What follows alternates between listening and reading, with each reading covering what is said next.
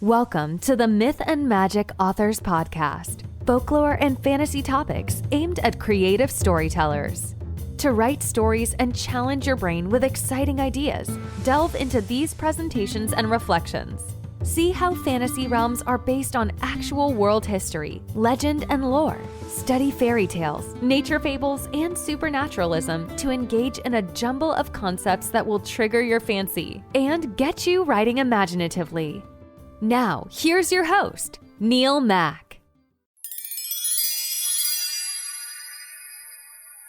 Hello, fantasy fiction fans and fellow fantasy creatives. We think we might know what a reader wants from a good read, because we are, of course, also readers and book buyers as well as writers. But what is it that they don't want? I checked out the reader reviews from the top best-selling books of 2021. I'm talking about just the fiction genres, but the top best-selling books. And I collected some very useful information about what readers dislike. And I'm pleased to share my findings with you here today. Now, if you're like me and you've just completed your NaNoWriMo 2021 manuscript at the end of November, then you will probably be overwhelmed with doubts. Does it live up to the required standards? Is it good enough? Is it up to snuff?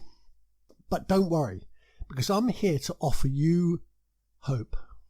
Because no matter how depressed and how doubtful and how desperate you might feel about your manuscript, at least it won't be as bad as the best-selling books of 2021.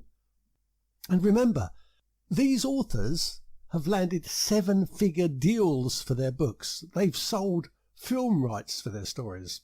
And at least one of these authors has been crowned Author of the Year. But they all share one thing in common, as well as being the best-selling authors. They're all woefully lousy writers. So you may well ask, well, how did they manage to sell so many books? Well, that's, I suppose, a discussion for another time and another place, but I assume that their sales success is mainly due to positioning and marketing and advertising and aggressive promotion. It's not due to the books being any good. So just think about that for a second. Let that filter in. Just because a book is being furiously promoted, it doesn't make it any better than your book. It doesn't make it any better than your modest attempt. In fact, believe me, I think your book is much, much better than the top sellers. So what's the goal of this exercise? Well, I want to point out what readers of these actual books hated about them, so that you don't make the same mistakes. Because if these blockbuster authors can be chastened, then so can you. And a negative review for any of these top-selling authors is just an inconsequential annoyance and something that they can easily and perhaps patronisingly dismiss and flick away. But for you, one negative review could be the difference between achievement and downfall. So don't make the same mistakes as these top-selling authors. Now, all these comments come from real-life reviews of the top best-selling books of the year. And the results might surprise you. And for clarity, I've placed the comments into 3 subheadings. And the subheadings are plot, characterization, and writing. So I'll tell you what books I looked at in a moment, but first let's go through the subheadings. So under plot, this is what angered the readers. And I've got 28 things that anger the reader. Artificial plot, a cheesy plot, a complicated narrative, a confusing plot, multiple timelines, a poorly developed idea, a predictable ending, a predictable storyline, a tepid storyline, a plot and a pace that is too slow, a story that does not appeal to the reader, and a story that has been used by this author before. So all those under the subheading plot. And under the subheading characterization, these are some of the comments from negative reviewers. The characters were portrayed in a childlike way. It was a cowardly protagonist. The females were stereotypical females. The characters were one-dimensional. They had repeated characters from previous books. The characters were stereotypical. The antagonist had no motive. The characters were very unpleasant. The characters lacked emotional depth. The reader couldn't empathise with the characters, and there were too many characters. And then finally, under the heading writing, there was a lack of basic punctuation. The writing was monotonous. There was no light or shadow. There was non-standard format and non-standard punctuation. There were poorly constructed sentences, and there were tired tropes. So please don't fall into any of those mistakes.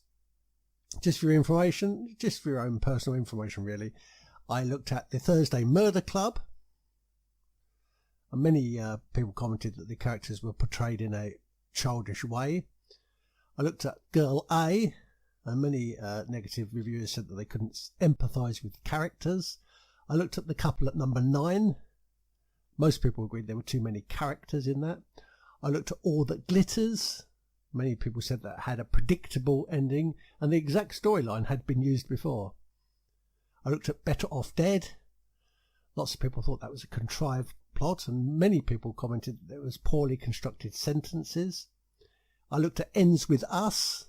A lot of people said that was a cheesy and cringeworthy plot line. I looked at The Promise. A lot of people said that was a complicated narrative, and it had non-standard punctuation. I looked at Beautiful World, Where Are You? A lot of people said that the characters were highly unlikable. And they also said that a lot of the characterizations were rehashed from previous books. And I looked at The Eye of the World, which is the novel which will form the basis of The Wheel of Time. And people said that there were tired tropes in that, the plot advanced too slowly, and the characters were very one-dimensional.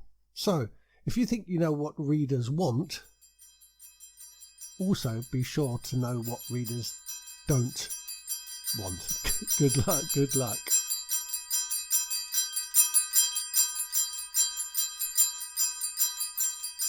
If you want some seasonal magic, then you might be interested to know that I have released some very special Christmas shows.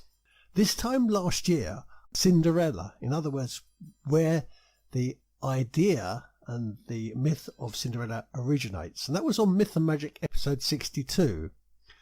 And in the same vein, and thinking about fairy stories, I told the true story of Little Red Riding Hood, because also that's based on a true story. And that was on Myth and Magic episode 61.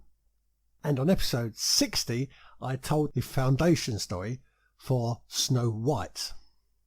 And way back on Myth and Magic episode 17, I asked if Father Christmas is a deep folk memory of the ancient Yule Father.